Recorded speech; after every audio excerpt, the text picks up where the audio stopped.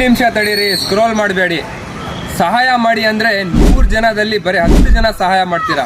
ಯಾಕೆ ಬರೀ 10 ಜನಕ್ಕೆ ಅಷ್ಟೇನ ಕಷ್ಟ ಬರೋದು? ನಾನು ಬೆಳಗ್ಗೆ ಎದ್ದರೆ ಸಾಕು, ಸಾವಿರಾರು ಜನ DM ಮಾಡ್ತಾರೆ, ಅಣ್ಣ ನನಗೆ ಸಹಾಯ ಮಾಡಿ, ನನಗೆ ಸಹಾಯ ಮಾಡಿ. ಸರ್ ನಾನು ಬಡವನೇ ಸರ್, ನನ್ನ ಹತ್ರ ಏನು ದುಡ್ಡಿಲ್ಲ, ನಾನು ದುಡ್ದು ತಿನ್ನಬೇಕು, ನಾನು ನಿಮ್ಮ ಥರನೇ ಅನ್ನ ತಿನ್ನೋದು. ಆದರೂ ನನಗೆ ಸಹಾಯ ಮಾಡಿ ಅಂತ ಕೇಳ್ತಿರಲ್ಲ, ನಿಮ್ಮದು ಏನು ತಪ್ಪಿಲ್ಲ. ನನ್ನ ಹತ್ರ ಫಾಲೋವರ್ಸ್ ಇದ್ದಾರೆ ಅಂತ ನೀವು ಕೇಳ್ತೀರಾ. ಆದರೂ ನನ್ನ ಫಾಲೋವರ್ಸಿಗೆ ನಾನು ಏನು ರಿಕ್ವೆಸ್ಟ್ ಮಾಡ್ಕೊಳ್ಳೋದಂದರೆ, ಈ ಸ್ಕ್ಯಾನರ್ ಹಾಕ್ತೀನಿ, ನಿಮ್ಮ ಕೈಯಿಂದ 1 ರೂಪಾಯಿ, 2 ರೂಪಾಯಿ, 10 ರೂಪಾಯಿ ಎಷ್ಟಾಗತ್ತೆ ಅಷ್ಟು ಸಹಾಯ ಮಾಡಿ. ನೀವು ಇವತ್ತು ಸಹಾಯ ಮಾಡಿದ್ರೆ ಈ ಬಡವರು ಎಲ್ಲೆಲ್ಲಿದ್ದಾರೆ ಅವ್ರಿಗೆ ಹುಡುಕಿ ನಾನು ಸಹಾಯ ಮಾಡ್ತೀನಿ.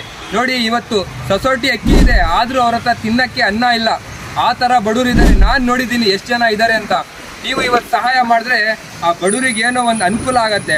ಈ ಕಟ್ಟಪ್ಪ ರೇಷ್ಮಾದು ರೀಲ್ ಹಾಕಿದ್ರೆ ಸಾಕು, ಏನು ಫಾಲೋ, ಏನು ಶೇರ್, ಏನು ಕಮೆಂಟ್, ಏನು ಲೈಕ್ ಹೊಡಿತೀರಾ. ಸರ್ ದಯವಿಟ್ಟು ನಿಮ್ಮ ಹತ್ರ ಎಲ್ಲ ರಿಕ್ವೆಸ್ಟ್ ಮಾಡ್ಕೊತೀನಿ, ಸಹಾಯ ಮಾಡೋದು ಕಲೀರಿ ಸರ್. ಯಾಕಂದರೆ ಬಡವರಿಗೆ ಹೇಳೋರಿಲ್ಲ, ಕೇಳೋರಿಲ್ಲ. ಕೇಳಬೇಕಂದ್ರೆ ನಾವೇ ಕೇಳಬೇಕು ಅವರು, ಯಾಕಂದರೆ ನಮ್ಮ ಹತ್ರ ಗುರುತಿಸ್ಕೊಳ್ತಾರೆ, ಅಣ್ಣ ನೀವು ಸಹಾಯ ಮಾಡಿ ಅಂತ. ಅದಕ್ಕೋಸ್ಕರ ನಾವು ಅವ್ರ ಹತ್ರ ಒಂದು ಕಣ್ಣಿಟ್ಟಿರ್ತೀವಿ, ಇವ್ರಿಗೆ ಸಹಾಯ ಮಾಡಬೇಕು ಇವತ್ತಿಲ್ಲ ನಾಳೆ ಅಂತ.